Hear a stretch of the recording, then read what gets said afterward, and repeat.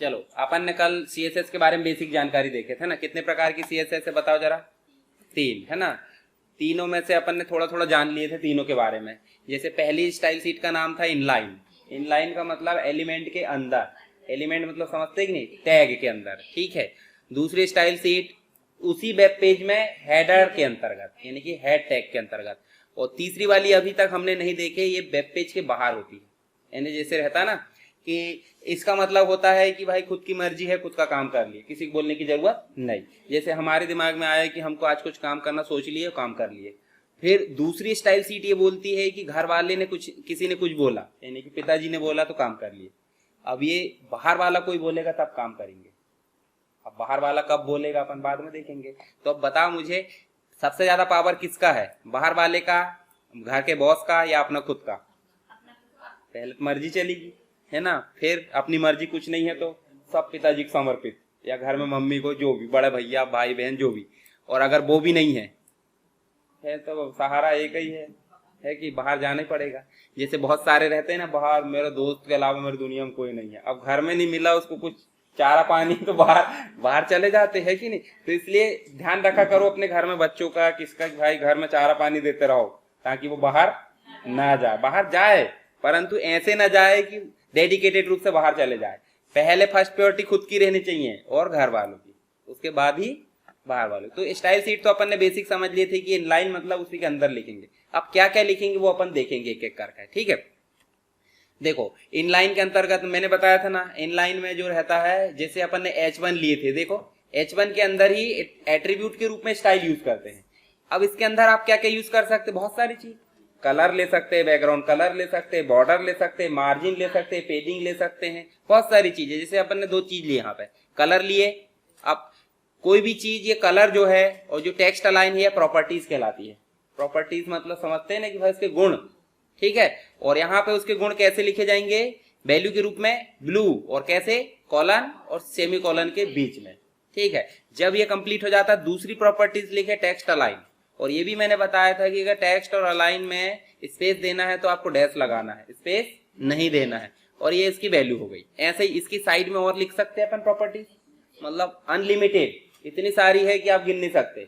एक ही चीज को अपन बहुत सारी चीजें दे सकते हैं, ठीक है। मतलब हेडिंग 1 में क्या आएगा, दिस इज अ हेडिंग, और कैसी आएगी, कलर ब्लू आएगा, और अलाइन कैसा आएगा, सेंटर, ठीक है। ऐसे अपन ने पैराग्राफ लिए।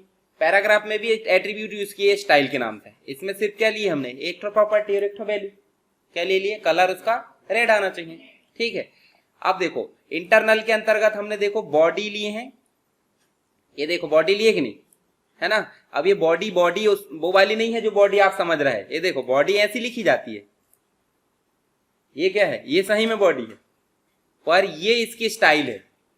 देखो आप टैग के रूप में लिखी, खुली लिखी है ना, मतलब उसमें कुछ नहीं है। और करली ब्रैकेट लग गया, मतलब आपको समझ में आ गया। देखो करली ब्रैकेट का मतलब जो प्रॉपर्टी इसके अंदर लिखी गई है, तो इसका मतलब बॉडी जहां भी है उसका बैकग्राउंड का कलर क्या हो जाएगा, जो भी कलर है, light blue, light green, yellow, जो भी है वो आप नाम दे सकते हैं, ठीक है। कलर कोडिंग भी बताऊंगा आगे चल के मैं। उसके अलावा एक और लिए अपन ने, तो H1 टैग है कि स्टाइल है, ये टैग है कि स्टाइल है, क्या है ये, क्या है ये, टैग है। इसको क्या बोलेंगे फिर,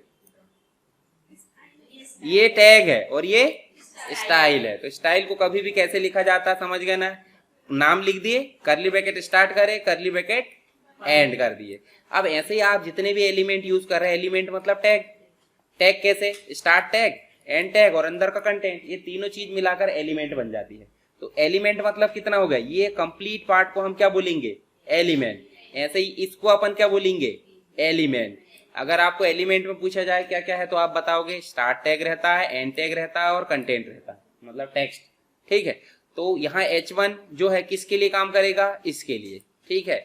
P दे देते हम, देखो P दिए कभी नहीं दिए ना। अगर आपको P देना तो इसके साइड में एंटर मारे और क्या लिख देना, P के लिए डेफिनेशन, जैसे अपन ने पीछे देखे तभी, ठीक है। ये इंटरनल का और देखो एग्जाम्पल।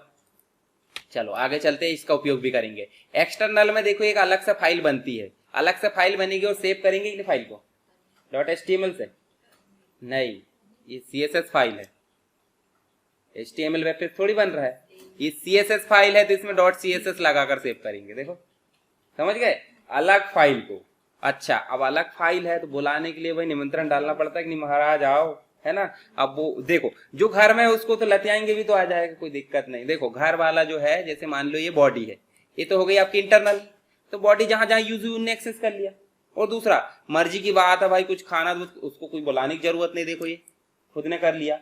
पर ये चीज हो रही है बाहर की, कौन सी, एक्सटर्नल, कहां से, बाहर से ला रहा है, और बाहर से लाने के लिए बुलाना पड़ेगा, बुलाना पड़ेगा तो इज्जत से बुलाना पड़ेगा, नियम रहता है कि नहीं बुलाने का। जैसे आप देखो निमंत्रण डालने जाते तो उसका एक प्रारूप रहता है कि नहीं, कैसे बुलाना, श्रीमान साहब सपरिवार पधारे या जो भी है ऐसा, है ना। तो ऐसे ही इसके लिए भी नियम होगा कि नहीं। तो इसके लिए एक लाइन लिखी जाती है, किसके लिए, बुलाने के लिए, यानी कि उस सीएसएस फाइल को हमारी फाइल में यूज करना है।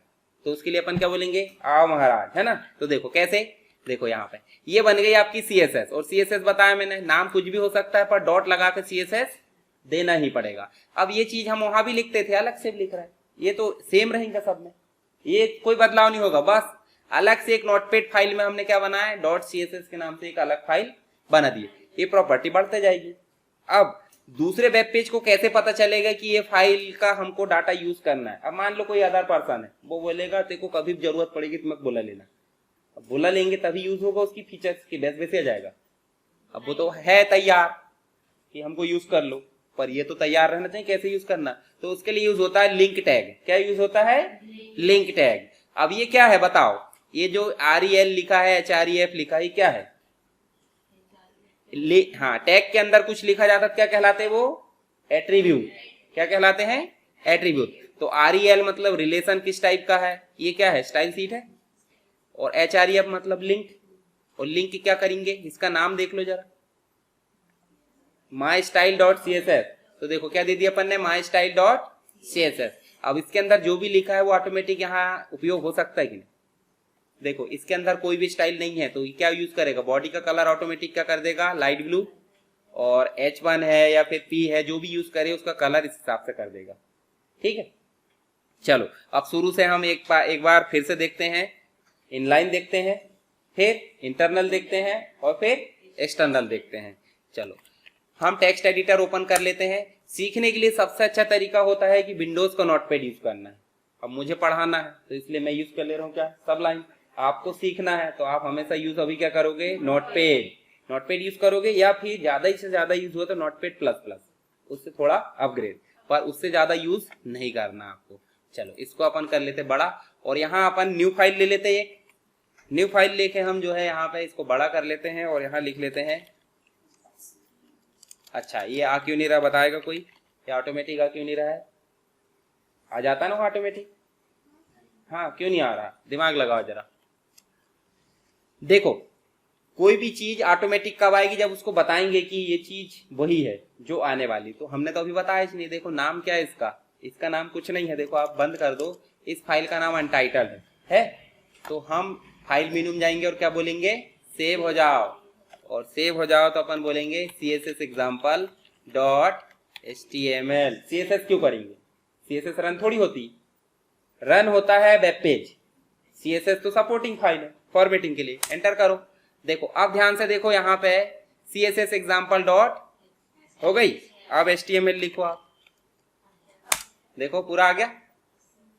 ये मेटा फाइल वगैरह कुछ कुछ हटा दो। अच्छा ये डॉक टाइप क्या है, देखो HTML के वर्जन आए कि ढेर सारे आ गए ना भाई, अपग्रेड होता है, एंड्रॉइड के भी आते हैं हर चीज को। तो HTML के भी वर्जन अभी चल रहा है 5, HTML 5। तो HTML 5 काफी एडवांस है, उसी का पहचान होती है डॉक टाइप।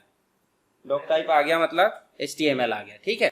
चलो यहाँ पे डॉक टाइप का मतलब क्या है, HTML का अपग्रेडेड वर्जन यानी लेटेस्ट वर्जन, ठीक है। बाकी ये क्या दर्शाता पता है, HTML में पढ़ लिया अपन ने सारी चीजें।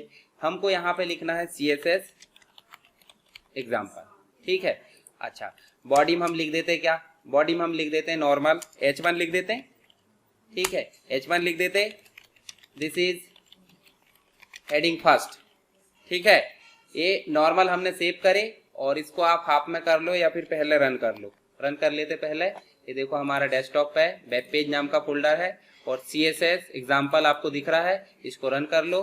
रन करे तो हमारे सामने हेडिंग 1 आ चुका है। तो इसको हाफ में कर लेते हैं अपन, ताकि हमको दोनों चीजें दिखे, ठीक है। ये देखो कर लिए, अच्छा नहीं हुआ क्या, हो तो गया था, हो गया। यहाँ पे कोडिंग कहाँ गई हमारी, ये है। देखो अभी हमने कोई स्टाइल यूज की है क्या? स्टाइल हमेशा किस में यूज होती है? इस एलिमेंट के अंदर। और अगर इंटरनल की बात करूं तो टाइटल के जस्ट नीचे, और एक्सटर्नल हम अभी यूज करेंगे। चलो अभी पहले क्या यूज करते हैं? H1। अब जो चीज मैं यहाँ बताऊंगा वो हर एक एलिमेंट में यूज होगी। देखो चाहे वो H1 हो, चाहे वो पैराग्राफ हो, चाहे और कोई चीज हो, पर हर चीज में हम जो क्या यूज करेंगे, ऐसे स्टाइल यूज कर सकते हैं। देखो ये करें, यहाँ क्या दे देते हैं अपन? कलर। कलर का मतलब होता है फॉन्ट कलर, ठीक है। ऐसा मत बोल देने फॉन्ट कलर लिखना पड़ेगा, वो कलर से पहचानता है। जैसे किसी व्यक्ति को अपन देखो, अगर श्याम कुमार लिखा तो श्याम बोल दिए, तो भी पहचान हो रही कि नहीं? तो ऐसे यहाँ फॉन्ट कलर को क्या बोल दिए? कलर, ठीक है। कलर को हम दे देते क्या? रेड। अब ये सेमीकोलन के बाद जाके लिखेंगे दूसरी प्रॉपर्टी, तो अब लिख देते क्या? Background colour. ये देखो बैकग्राउंड कलर को हम क्या दे देते हैं? चलो लाइट येलो दे दें, लाइट येलो। ये देखो लाइट येलो नहीं आया क्या? लिख दो। लाइट येलो नहीं आया तो लिख दो, ऑटोमेटिक आ जाता। फिर उसके बाद क्या लिख देते? बॉर्डर ले लेते, ठीक है। देखो फॉन्ट का कलर हो गया, कलर है ना। बैकग्राउंड कलर किससे हो गया? बैकग्राउंड से। अब ले लेते अपन क्या? बॉर्डर। और बॉर्डर में मैंने बताया 3 चीजें होती है, एक तो मोटाई, एक उसका प्रकार, और एक होता कलर। तो मोटाई क्या ले लेंगे अपन? जैसे 5 पिक्सल, 5 पिक्सल उसकी मोटाई, टेबल में भी लेते थे। उसके बाद हम स्पेस देंगे, उसका जो स्टाइल है वो कर देते डैश, है ना। और कलर क्या कर देते? देखो रेड कलर अपन ने क्या ले लिए थे? उसका text colour. Background colour light yellow, तो बॉर्डर का कलर अपन ले लेते ब्लू। कोई भी अपोजिट रहना चाहिए दिखने के लिए, पता चल रहा सब एक सा ले लिए पता नहीं चलेगा, ठीक है। चलो ये चीज हो गई। कितनी प्रॉपर्टी यूज करें? कलर, बैकग्राउंड कलर, बॉर्डर, ठीक। चलो यहां देखो हमने 3 चीजें लिए, 1 2 3। हम एक दो चीजें और ले सकते हैं, एक दो क्या बहुत सारी चीजें ले सकते हैं, जितनी लग रही उतनी ले सकते हैं। हमारे अंदर मर्जी है भाई, मर्जी कितनी भी हो सकती है ना।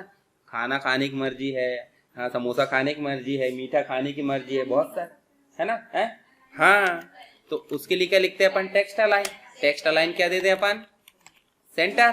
देखो अब सेंटर अलाइन होता है कि नहीं, ये देखो, ठीक है। अब देखो एक और चीज देखो आप, इस बॉर्डर से इस टेक्स्ट की दूरी कितनी है?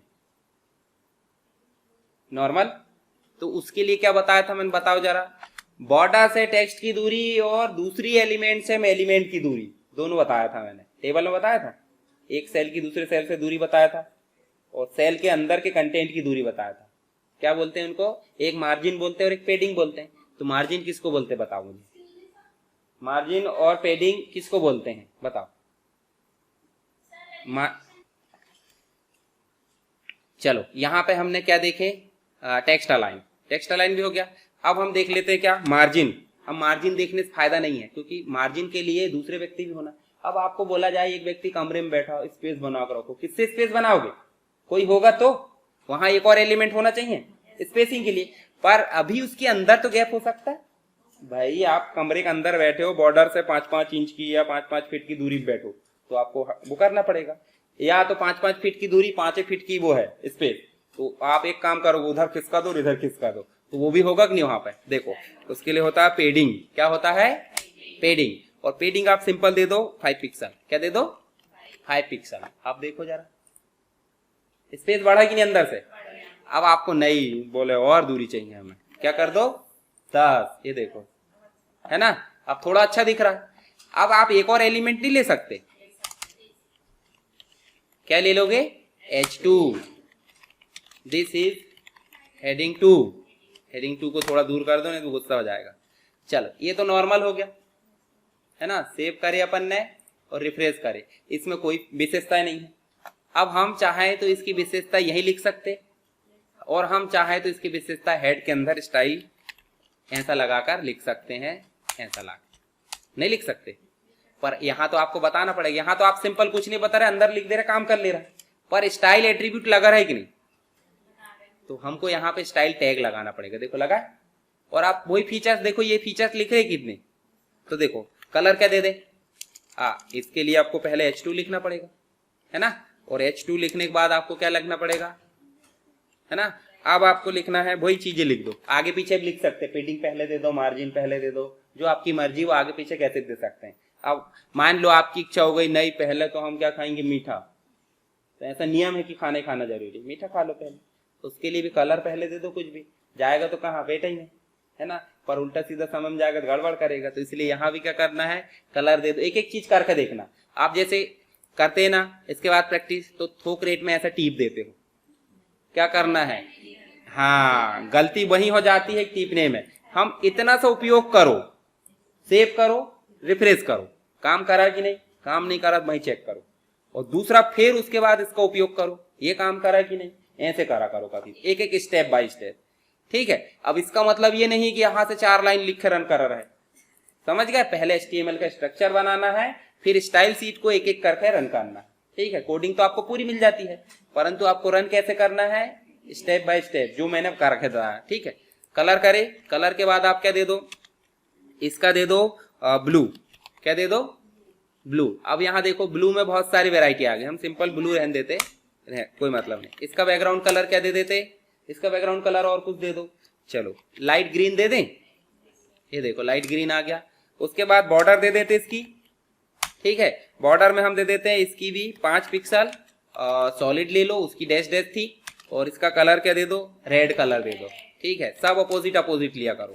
उसके बाद हम क्या दे देते हैं, टेक्स्ट अलाइन दे देते, टेक्स्ट अलाइन इसका भी क्या दे दो, सेंटर, आप चारों दे सकते, लेफ्ट सेंटर राइट जस्टिफाई, है ना, वो सारी प्रॉपर्टी याद होना चाहिए। उसके बाद क्या दे सकते बताओ जरा, मार्जिन, अब मार्जिन इसमें दे देते, मार्जिन दे देते इसमें 10 पिक्सल की, क्या दे देते, और पेडिंग दे देंगे, पेडिंग भी दे दो, जो जो चीज हो रही बार बार करो तो आपकी प्रॉपर्टी आपको याद हो जाएगी, ठीक है। वैल्यू तो ऐसा दे सकते हैं अपन, गलत मत करना, स्पेलिंग गलत हुई मतलब कोई भी काम नहीं करेगा। चलो पेडिंग क्या दे देते, इसको भी 10। अब देखो जरा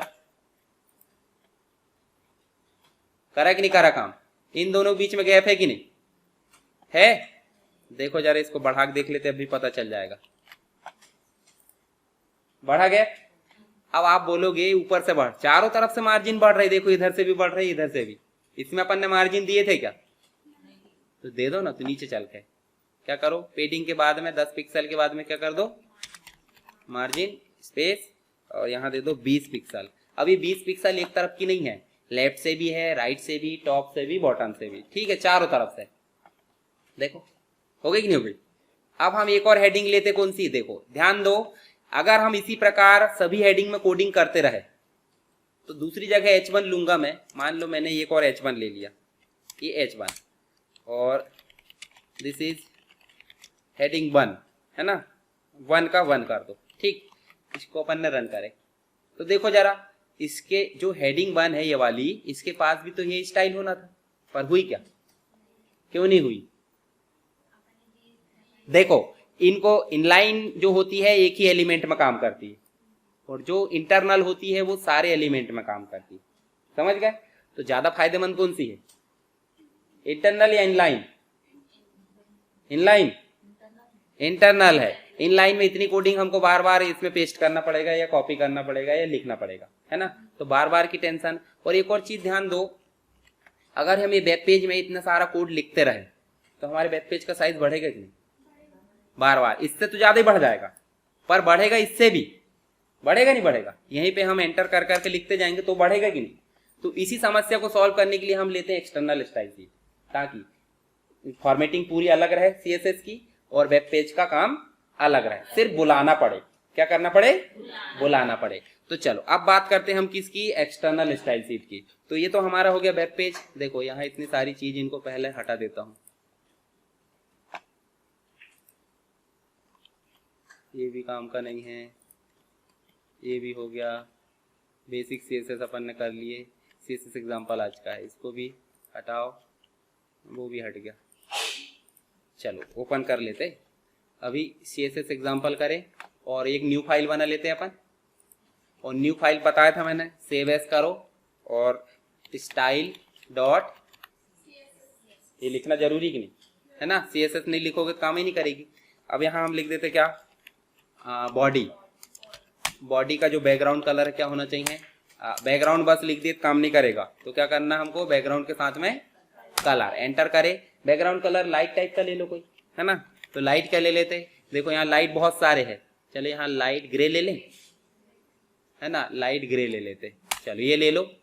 और एक H1 की स्टाइल ले लेते, किसकी ले लेते, अच्छा H1 की, हाँ H1 ले लेते, H1 ले लेते, एंटर करते। H1 का कलर क्या होना चाहिए, कोई भी कलर कर दो, एक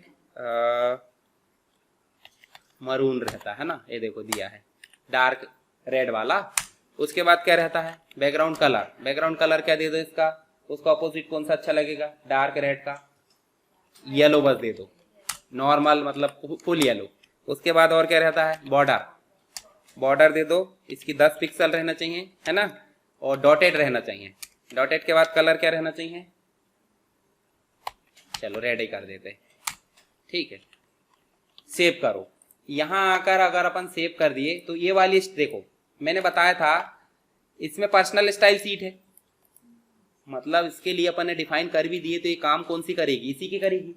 अगर इसमें नहीं रहेगी, जैसे मान लो इसके पास कुछ भी नहीं है, तो ये किसकी लेगा, जो दूसरी स्टाइल सीट है, पर इसके लिए तो इंटरनल में भी नहीं है देखो, तो ये कहाँ से लेगा, एक्सटर्नल।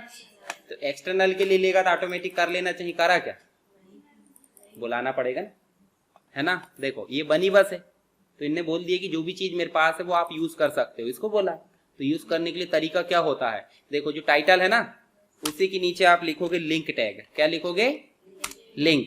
और लिंक में देखो दो चीज आ गई, 2-3 चीजें, रिलेशन कैसा है स्टाइल सीट, और टाइप कैसा है टेक्स्ट या CSS। इसको लिखना नहीं लिखना वो आपके ऊपर है, बाकी लिख देना। और इसमें क्या लिख देते अपन ने, क्या बनाया बताओ जरा, स्टाइल डॉट, यही बनाया ना। इसको सेव करे, रिफ्रेश करो,